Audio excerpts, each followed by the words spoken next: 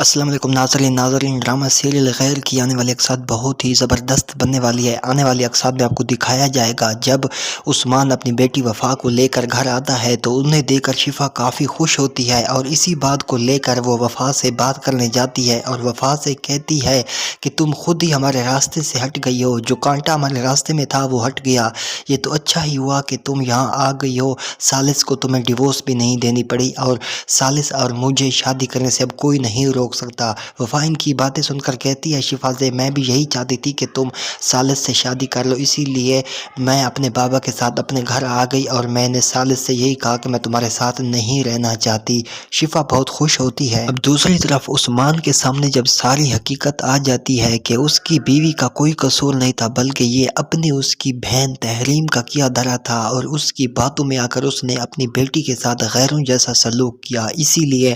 وہ ایک بار اپنی بیٹی وفا کے پاس آئے گا اور اس سے معافی مانگے گا، کہے گا کہ بیٹی ہو سکے تو مجھے معاف کر دو، مجھے اب ساری حقیقت پتہ چل گئی ہے، بلکہ یہ تحریم کا کیا دھرا تھا، اس کی باتوں میں آ کر میں نے تمہیں غصے کے ساتھ ہر وقت دیکھا، تم سے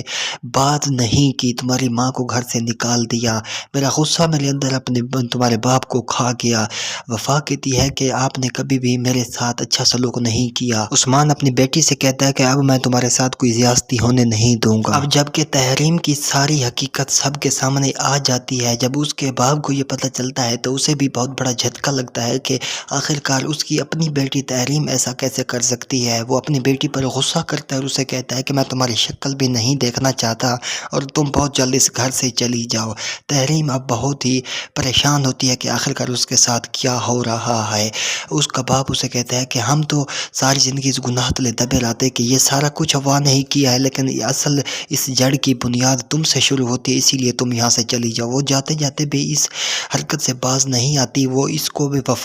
شفا کو بھی بھڑکاتی ہے کہ تم اپنی ماں سے بات کرو کہ ثالث اور تمہاری شادی بہت جلد کروا دے، اور شفا اس کی بات مان جاتی ہے۔ شفا جاتے ہی اپنی ماں سے یہی کہتی ہے کہ میں ثالث سے محبت کرتی ہوں اور ثالث مجھ سے محبت کرتا ہے، ہم دونوں شادی کریں گے۔ فریال اپنی بیٹی کی یہ باتیں سن کر کافی اسے غصہ آتا ہے، وہ اپنی بیٹی سے یہی کہتی ہے کہ آج کے بعد تمہاری زبان پر ثالث کا نام بھی نہ آئے اور میں تمہاری شادی اس کے ساتھ کبھی نہیں ہونے دوں گی۔ اب دوسری طرف ثالث وفا کو مس کر رہا ہوتا ہے، اسی لیے اسے فون کرتا ہے اور اسے کہتا ہے کہ وہاں پر تم خوش تو ہو۔ وفا ثالث کو یہی کہتی ہے کہ میں بہت خوش ہوں، مجھے اپنے والد نے بھی اپنا لیا ہے،